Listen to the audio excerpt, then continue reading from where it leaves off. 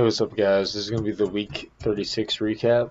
I had a pretty decent week. I started off with PBTS. Um, I started working on some pre-market trades. My buddies have been kind of helping me out with things to look for and all that kind of stuff. So I've been kind of adding them to my plays a little bit. I shorted here, cover, and I left it open. I wanted some more extension from this thing. I was probably looking in like the $4 area for like a stuff. Didn't happen. I left it alone. Because I was trading ears, and this was a overextended play. Um, I missed this little pop up here, but I had the backside. I shorted, covered. I shorted or I started scaling back in. I shorted, I covered break even, I shorted again, covered down here. And I covered all when it reclaimed the 9 EMA. I don't know, like I was getting a little bit picky. This is like 4 cents. So if it's like within like, you know, if it's less than 5 cents away from my final target, I need to just start taking like, I want it to be perfect. And but I didn't. I gave back, like 10 cents because I was being picky about like 2 or 3 cents. So it's kind of stupid. But anyways, I did do fairly well on this one, and then uh, the next day I broke the rules and I took a max loss, and I've been doing really good on. I started working with Steve Goldstein with Alpha R Cubed. He's working. He's doing mind coaching with me, which I don't really care what anybody's opinion is on that. Like, I think that stuff is absolute gold.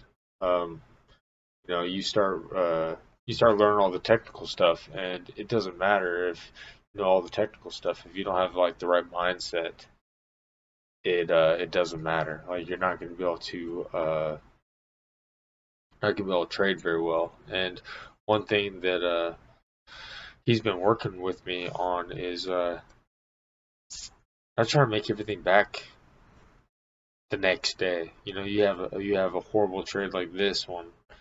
Uh, just baby steps, and I did. I listened to him, and I made it all back, and I am profitable on the week. And since I started working with him, like I've been like, I'm not making like home run trades or like huge P&Ls like on the week or on the daily, but that stuff's adding up, and I've already made back. I think I've made back like a third of my overall giant loss of like the last, when I had like three or four max losses in a week, and I just wrecked my account. And I've made back a third of it just with nice, easy, consistent wins. Uh, but I wanted to say that like earlier in the video because, you know, I don't know if anybody even watches all these things, but hopefully you guys make it 4 minutes into the video and you guys get that. Don't be trying to make all your losses back like immediately. Just nice, easy, consistent wins. But I broke the rules on this trade. It hit the final target and then bounced, and I'm just shorting the hell out of it. I'm a boredom trade, which I'm very happy that I didn't do today because I feel like I had that itch to trade, and I'll get to that here in a little bit. I'm kind of bouncing all over the damn place. But so, anyways, I was looking for a pop and fill at $3 area. I thought it was gonna pop up here and then just fell.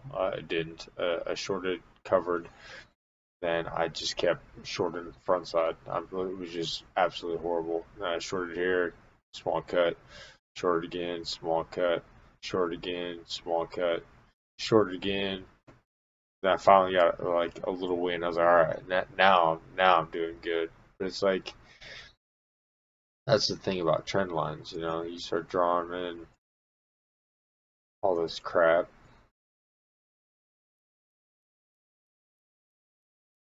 Yeah, there's a trend line. It broke the trend line. Congratulations. Now, like, now there's also a trend line. It's perspective, you know, and seeing the big picture and following the rules because it hit the final target and then it started averaging over 1 million volume, you know. It's over 1 million volume. Like, I'm not looking for short. Like, you look for areas to long. Like, where I shorted right here would have been a perfect long. I could have taken this whole move and or taken this and then recycled here, like dips, dips, dips. But it's like you get so focused on like being right that you miss the big picture, and that's what happened to me. I shorted here, covered here, shorted again, like go way the hell up here.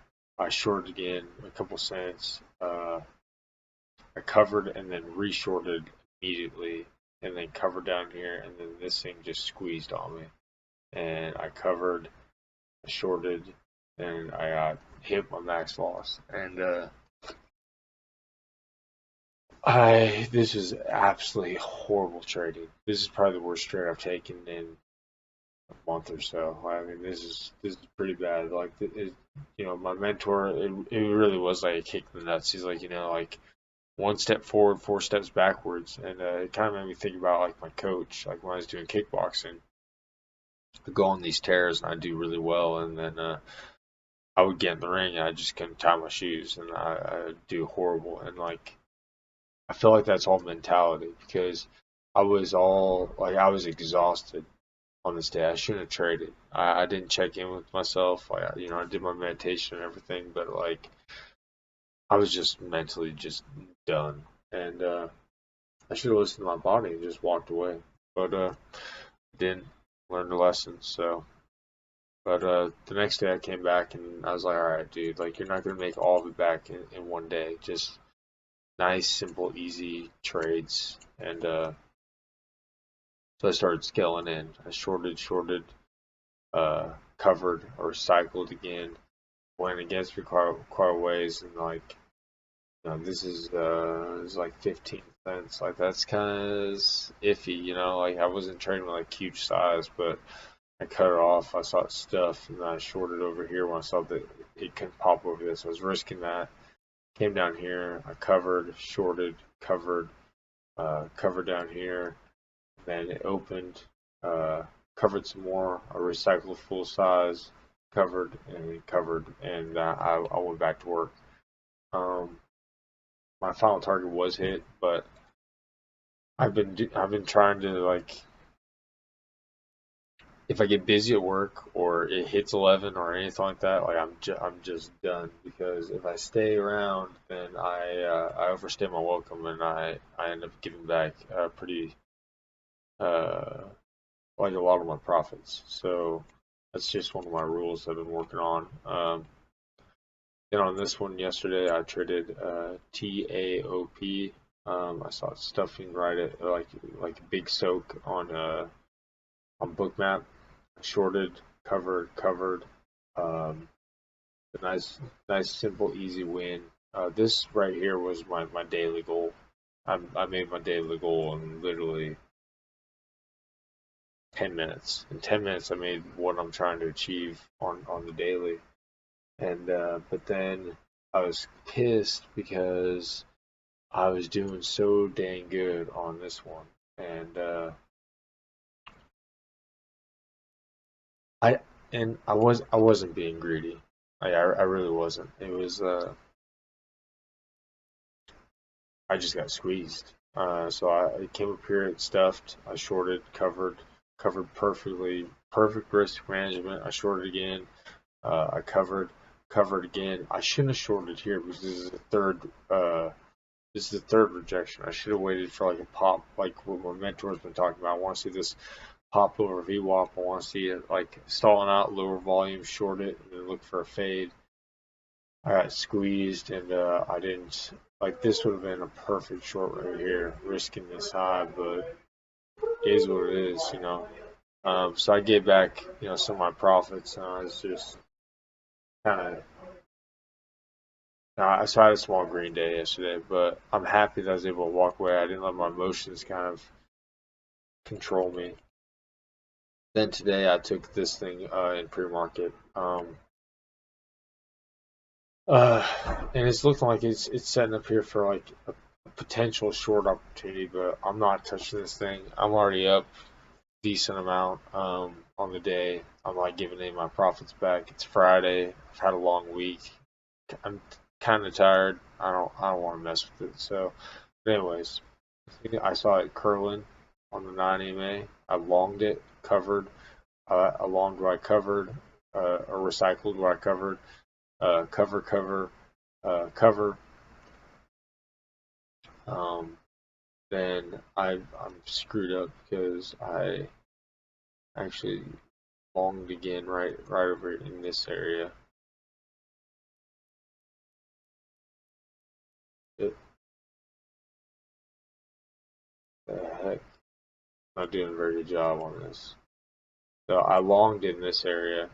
Um, I was recycling, and then I got busy at work, and I was like, all right, you know, I can either like let this sit and be stupid, or I can just cover the whole thing and then come back like when I'm not busy and reset. So I covered everything somewhere in here, and I forgot to map that out. Well, when I came back, I saw it curling again. I had a little bit higher volume. Um, I longed, covered, came back down here. I longed again, cover, and I broke it all off.